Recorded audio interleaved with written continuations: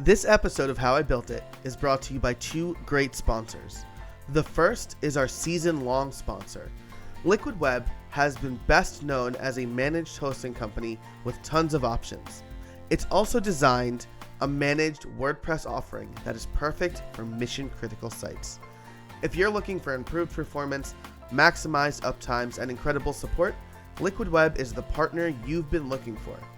Every Liquid Web managed WordPress customer has iTheme Sync integrated into their managed portal, allowing them to update several sites with a single touch.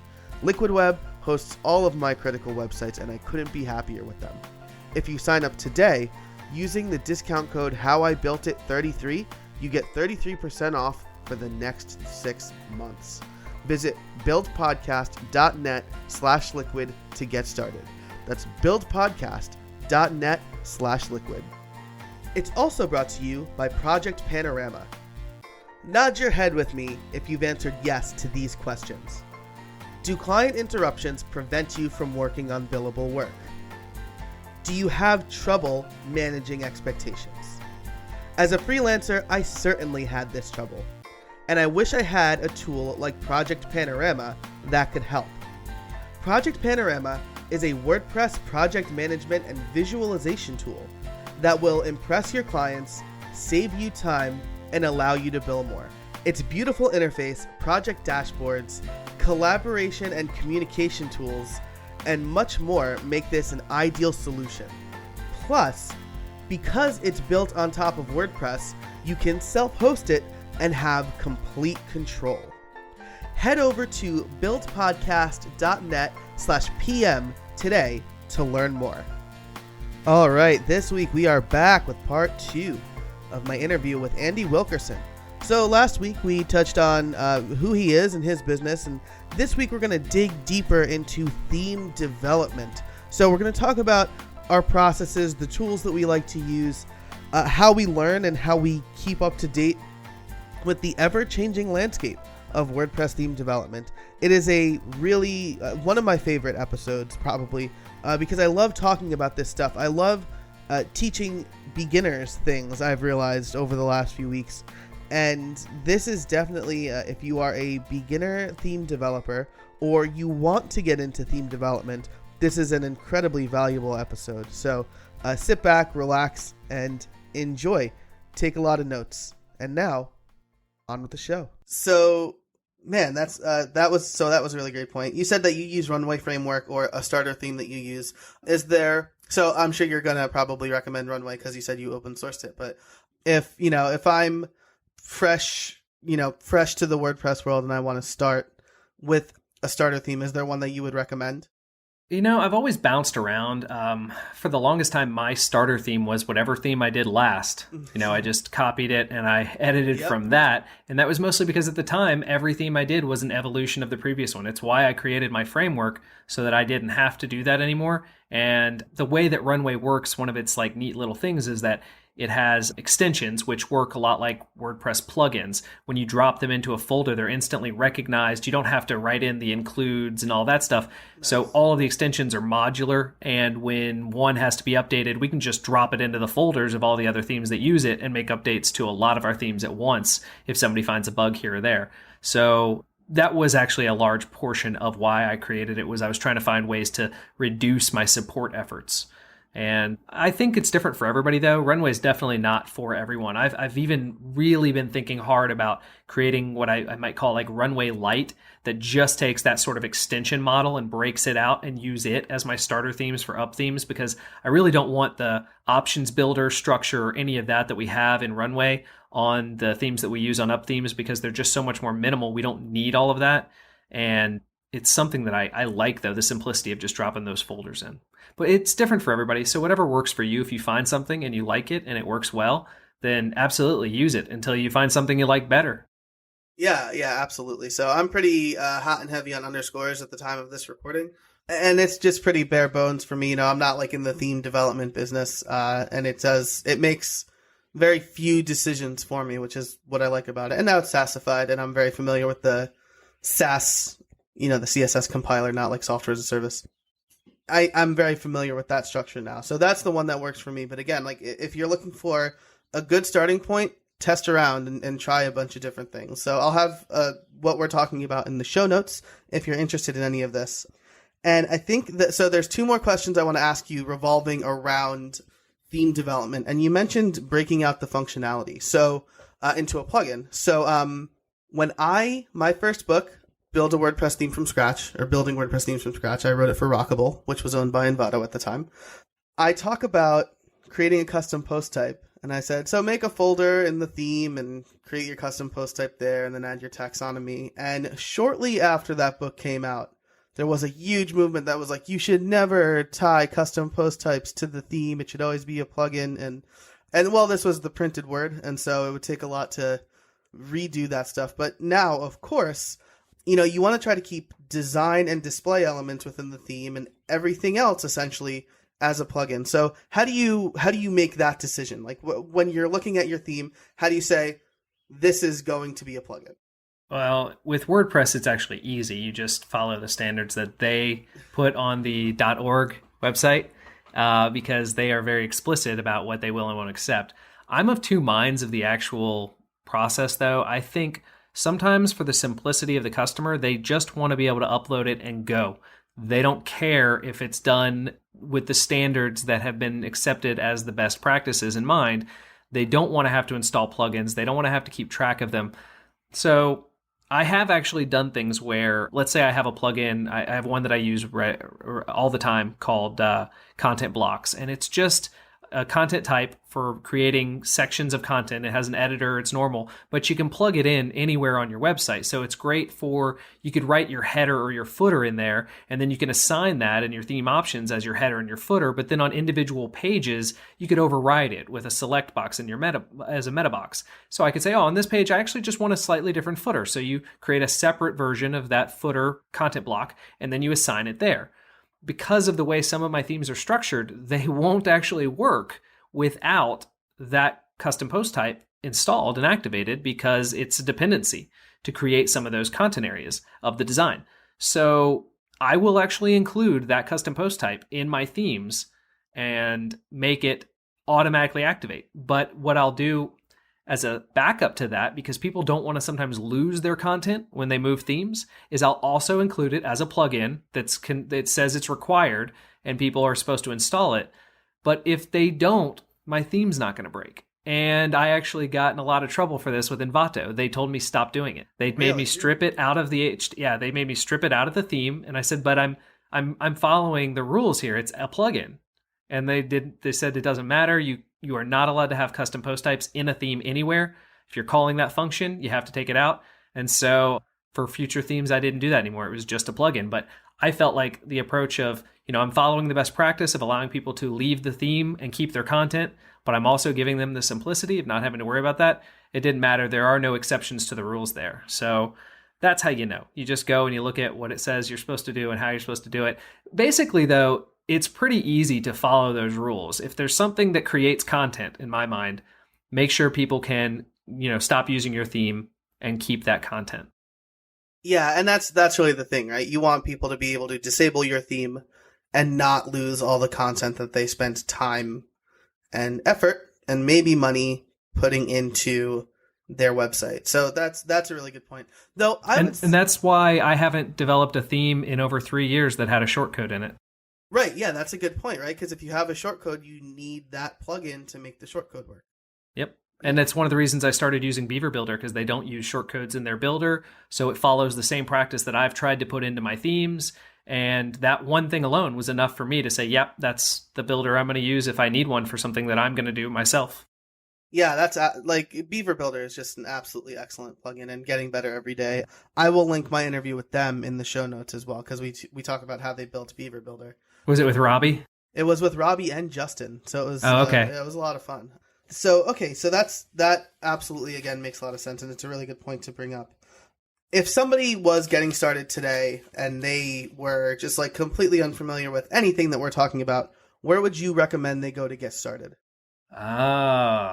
So I send people to the WordPress.org site where it has the how to create a theme, because I know it's considered to be generic to a lot of people, or maybe it's just been there for so long that a lot of people overlook it, but it really does break down the process and it tells you what you need to do it. The other thing to do, and everybody should be doing this, I mean, if every programmer pretty much does do this, go and find something you like and take it apart. Yeah. Figure out, see what they're doing, how they're doing it, why they're doing it, and it'll teach you a lot about best practices. And I learned so much about things I could do to make my themes better by whenever I'm using a theme that somebody else made and I'm seeing that they're doing something really clever or really unique, the way they're implementing something. And it's like, that's absolutely how everybody should be doing that. And so I take that idea and I integrate it into my own work in the future so that I'm following that same structure or best practice that I identified somebody else using. Yeah, that's great. That's actually, that's one of the reasons I like Underscore so much is because it taught me how to use template parts because I wasn't really using template parts. Oh man, I've gone crazy on the template parts inside of template parts inside of template parts. Me too. And like the biggest thing on my wish list for like course support is being able to pass arguments to template parts. Like that would just be the best. And I know like some major players have their own solutions built, but just like core support of that would make me so happy. So, though based on your expression here, we don't see the video. Do you have an opinion on that? On template parts being more integrated with the custom post types? No, like being able to pass arguments to template parts. It would make things easier, but at the same time, like they really don't like making things more complex. The only way it would ever happen is if they had like an attributes array that they sent. Right. Kind of like short codes. Yeah. So, yeah, that makes sense. Cool. Very cool. So we're probably over time enough that I'm going to make this a 2-part episode. Sorry about that. I have a tendency to talk and go long on things. That's all right, because we got a little deep, which is kind of what I was hoping to do here. So I guess this is a little bit of a blue sky question. Where do you see WordPress theme development going in the future? Well, I mean, whether we want it to or not, or however people like doing their own themes, I see the customizer becoming a much more necessary thing that every theme developer is going to have to make more use of.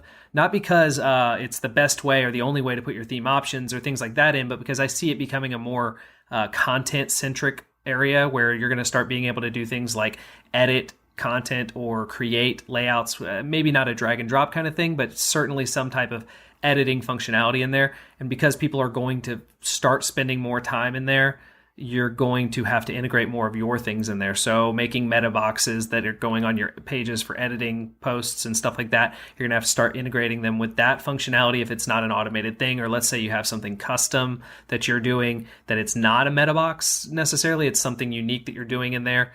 You're going to have to figure out ways to make those things fit in. So I certainly see that being somewhere that people are going to have to not only embrace, but really make a native part of their entire workflow.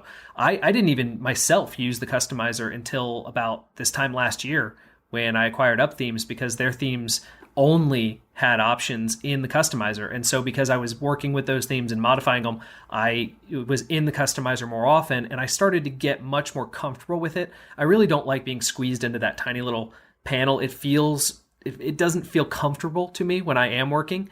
But I'm used to it now, although I've seen a lot of really creative ways that people have gotten around that, where they'll take over the area where the actual content is. For example, I know an author who he has a code editor. This was way before the CSS editing was built in to WordPress, but he had the ability for you to do some custom CSS. And when you clicked on that in his theme options in the customizer, it would actually gray out the content area where it was showing your theme. And it would put a full-size code editor with just a little border around it where you could see your design, and you could half size it and see what you were editing in the background. So as you were writing custom CSS, you would see it there. Breaking out of that little panel and using that other area for more space necessary elements, I see being a huge future of that. And I'm surprised I have really not seen anybody else doing it. And that was a couple of years ago when the customizer was still, evolving in a lot of ways. And so the fact that I haven't seen more of it, I find really interesting.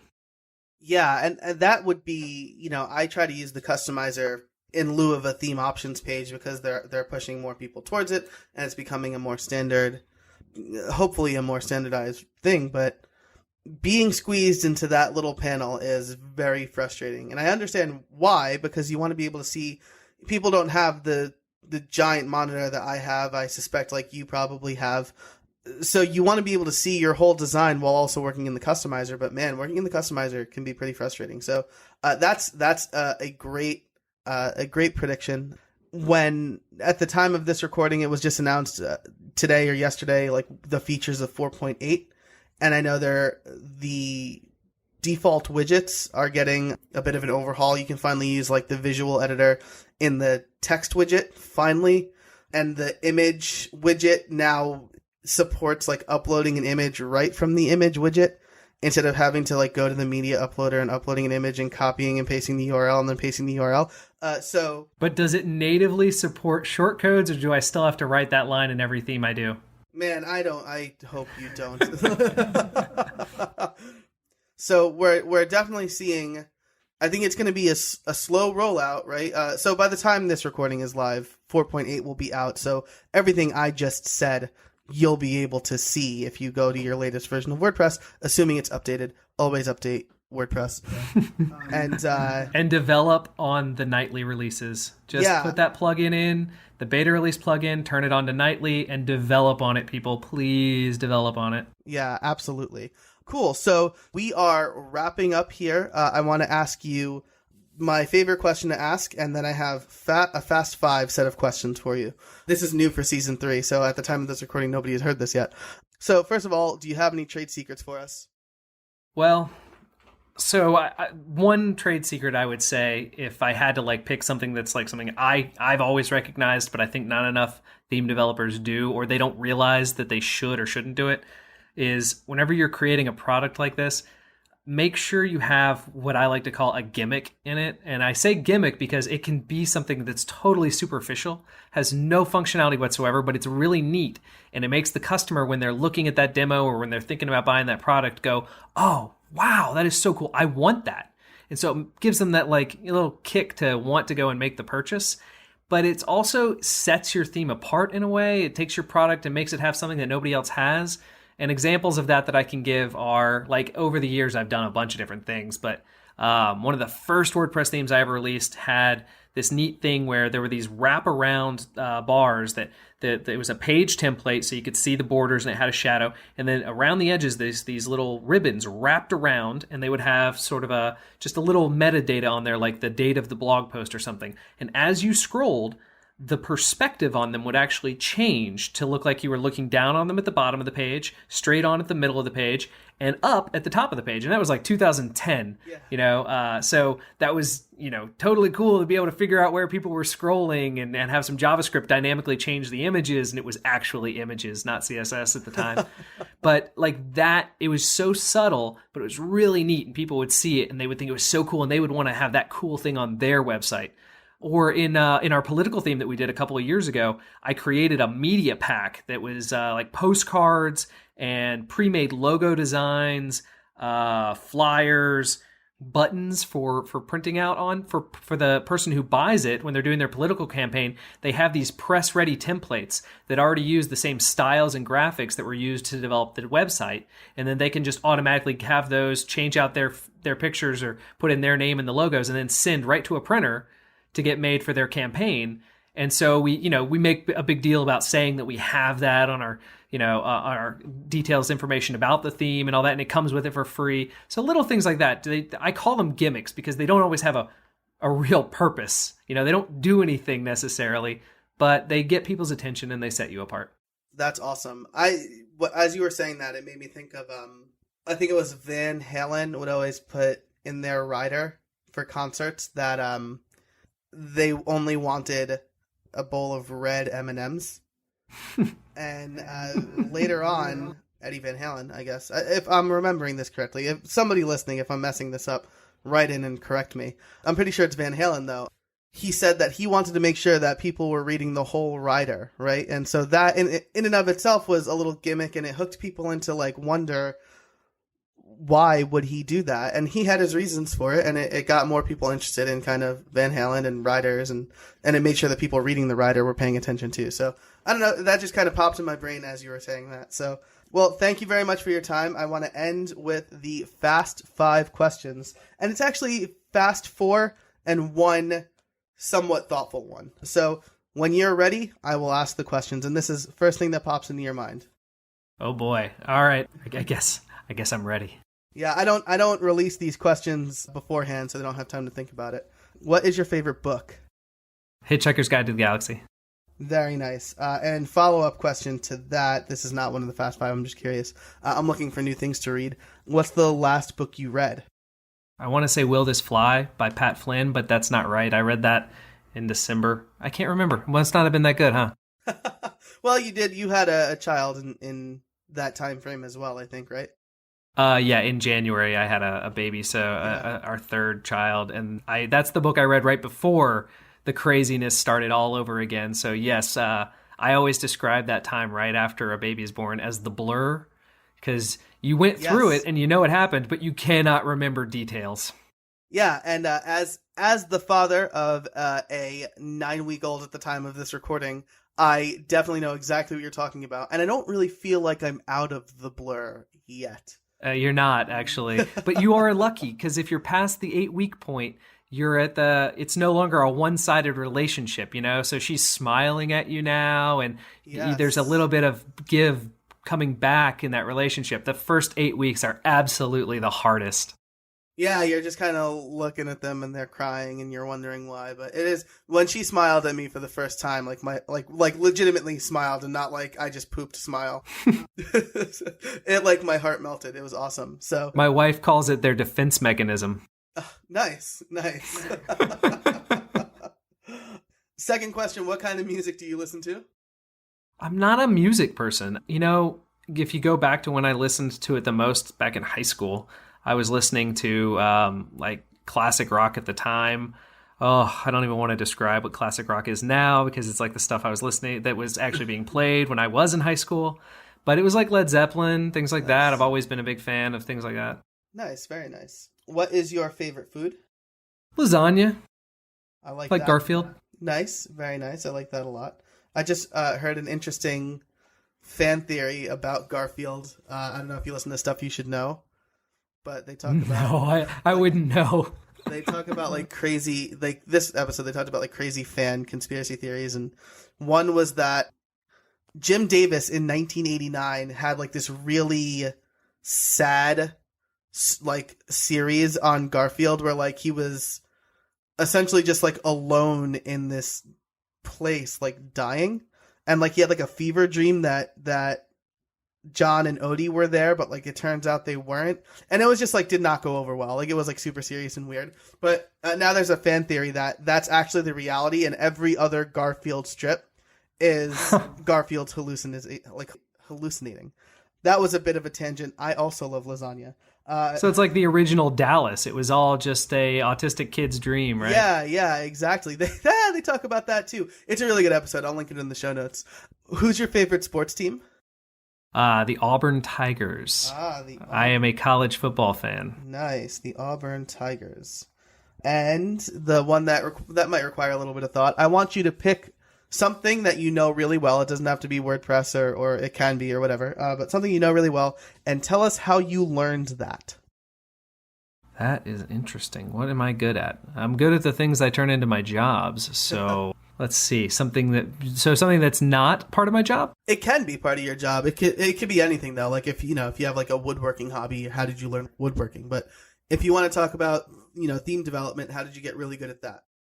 Yeah, actually, that's a good one. So I know, basically how to program and code and do all these things and turn them into little businesses really well, because when I was in high school, that's what I would do. I had a lot of trouble sleeping. I'm a little better at that now because I have so many kids, but I would get up in the middle of the night because I couldn't sleep, and I would go downstairs, I would get on the computer, and I would write these little HTML and JavaScript things, and there's very little CSS back then.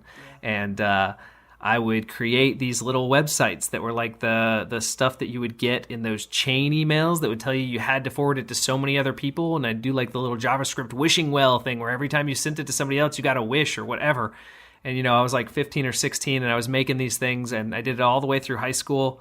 And so that's how I basically figured out how to do that stuff, because I wanted to do it. And so I taught myself those things then. And then I didn't do it for a long time. In college, I didn't do any website stuff at all. I completely took a break from it. But wow. That's how I know that really well. Nice, very nice. So I think every answer to that question has been learned by doing, which it sounds like is what you did as well. Yeah. Cool. Got to do that. Yeah, absolutely. Awesome. Well, Andy, thank you so much for joining me today. It was a great conversation. It's going to be 2 parts, so I'm wrapping up part 2 of building themes and how Andy builds themes. So again, thank you so much for joining me. I really appreciate it. Thank you. It was excellent being on. I'm sorry I was so long with my answers. It's just the way I am. I've been working on it. You know what I need to do is start a podcast so I can become a better listener, because that's what your job is, right? Absolutely. You listen, and then you ask the question, and then you listen some more. So maybe I'll do that once PodPub launches. You can have me back on, and I can talk about that. But I'll be having you on my show, maybe. That sounds good. And I've got to say, if you're talking a lot, it makes my job a lot easier. So I really appreciate it, and we'll keep an eye out for PodPub as well. All right. Well, then you're welcome. I made somebody's job easier today. Absolutely. Success. Hopefully, Andy, you made a lot of people's jobs easier today. Anybody who wants to learn WordPress themes. Again, I really enjoyed this episode. So, Andy, thank you so much for your time. I really appreciate it. Thank you to our sponsors, Liquid Web and Project Panorama. Definitely check those guys out. They've been big supporters of the show, and I really appreciate it. And before I get on to the asking you to rate and review the show, I'd be remiss if I didn't mention that we celebrated our anniversary a couple weeks ago. And it's been a fantastic year or so. The podcast has grown in a way that I did not think was possible, at least in the first year. And it's thanks so much to everybody who supported the show, everybody who's come on the show, everybody who has been a sponsor of the show, and of course you, the listeners. So here's to a better year 2. I'm really enjoying season 3 so far, and we're scheduled out now until December. So once again, thank you so much for being loyal listeners to a show that I just kind of started because I wanted to. I've learned so much. I hope you've learned so much too. Thanks so much again. And if you do really like the show and you want to see it continue to grow in year 2, the best thing that you could do is rate us on iTunes. iTunes is perhaps the best way for people to discover podcasts. There are lots of other ones out there like Google Podcasts or Google Play Podcasts, Skitcher and TuneIn, and Stitcher, and all these other ones and things like that. But iTunes is still the de facto source for podcasting. So a rating and a review goes a long way. So let us know if you give us a rating and a review, and we will gladly, it's me, gladly I will mention you on the air. So once again, thanks so much for a great episode, a great year. Here's to year 2, and until next time, get out there and build something.